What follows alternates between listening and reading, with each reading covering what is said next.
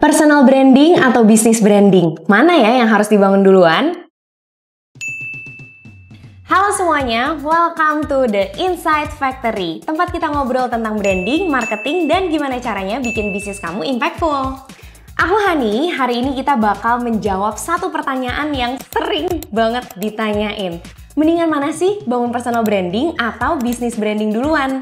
Kalau misalnya kamu juga penasaran dan pengen tahu sebenarnya apa sih perbedaannya, bagaimana cara ngebangunnya, dan mana yang lebih impactful untuk bisnis kamu, harus banget nonton podcast ini sampai selesai ya. Ngomongin tentang personal branding, sebenarnya ngomongin tentang bagaimana sih cara kita mau diingat oleh orang lain secara individu.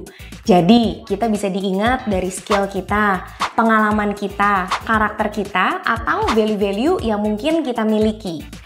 Sementara bisnis branding itu fokusnya ke bisnis kita. Bagaimana bisnis kita itu pengen diingat sama masyarakat, kapan bisnis kita mau dipakai oleh masyarakat, dan kapan sih masyarakat itu harus menggunakan atau membeli produk dan jasa kita. Ada 3 perbedaan utama nih dari bisnis branding dan juga personal brand.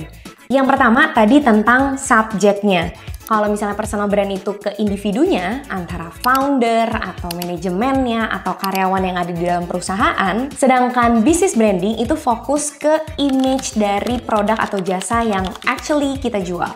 Yang kedua, hubungannya dengan audiens.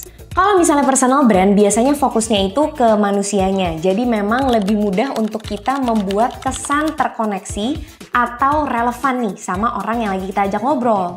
Sedangkan bisnis brand itu kita fokus kepada solusi atau output apa sih yang kita ingin dapatkan dari produk atau jasa yang kita mau jual. Yang ketiga itu dari sisi sustainability-nya.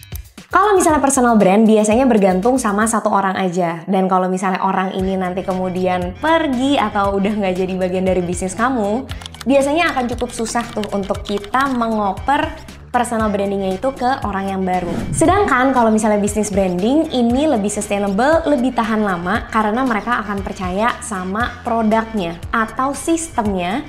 Jadi siapapun yang nanti mau ngomong tentang produk atau jasa tersebut, harapannya juga lebih bisa dipercaya. Nextnya, kalau kamu pengen membangun personal brand atau bisnis branding, aku punya tipsnya nih. Yang pertama, kalau misalnya kamu pengen mulai bangun personal branding, ada 3 hal yang sebenarnya bisa kamu mulai omongin. Yang pertama skill kamu, kedua pengalaman, dan yang ketiga value kamu. Dari 3 hal ini, coba kamu ramu gitu ya, kamu gabungin jadi satu hal yang secara konsisten kamu omongin di sosial media pribadi kamu. Semakin sharp, semakin relevan, dan semakin konsisten kamu ngomongin tentang hal ini, maka personal brandingnya itu akan semakin mudah dibentuk. Yang kedua, kalau misalnya kamu pengen bangun bisnis branding kamu, ada beberapa hal yang harus kamu perhatiin dan dibangun secara konsisten juga. Yang pertama, tentunya visual dari brand kamu. Mulai dari logo, tipografi, warna. Ini tuh sangat cepat membentuk persepsi ke konsumen. Jadi make sure kamu udah tentuin ini di awal dan bangun secara konsisten melalui sosial media kamu.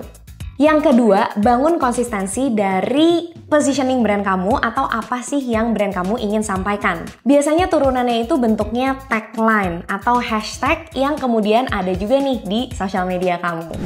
Ingat ya, kalau kamu lagi bangun bisnis branding, jangan lupa juga untuk fokus ke service dari brandnya, bukan cuma tentang produknya. Karena zaman sekarang, service atau pelayanan dari sebuah brand itu bisa membentuk branding yang strong, lasting, dan diingat loh sama konsumennya. Semoga jadi nggak bingung lagi ya guys, apa sih perbedaan membangun personal brand dan juga bisnis branding. Dan semoga kamu juga jadi lebih tahu step by step gimana sih caranya ngebangun personal brand atau bisnis brand. Anyway, menurut aku kalau misalnya kamu bisa coba bangun dua-duanya, monggo silakan dicoba aja dan improve along the way. Semoga kamu ketemu banyak insight dari episode kali ini ya, dan boleh banget insight-nya itu kamu share ke teman kamu dan kamu tulis di kolom komen. Nextnya mau aku bahas tentang apa lagi nih dari sisi branding, marketing, dan juga bisnis yang impactful. Boleh tulis di komen dan see you di next episode.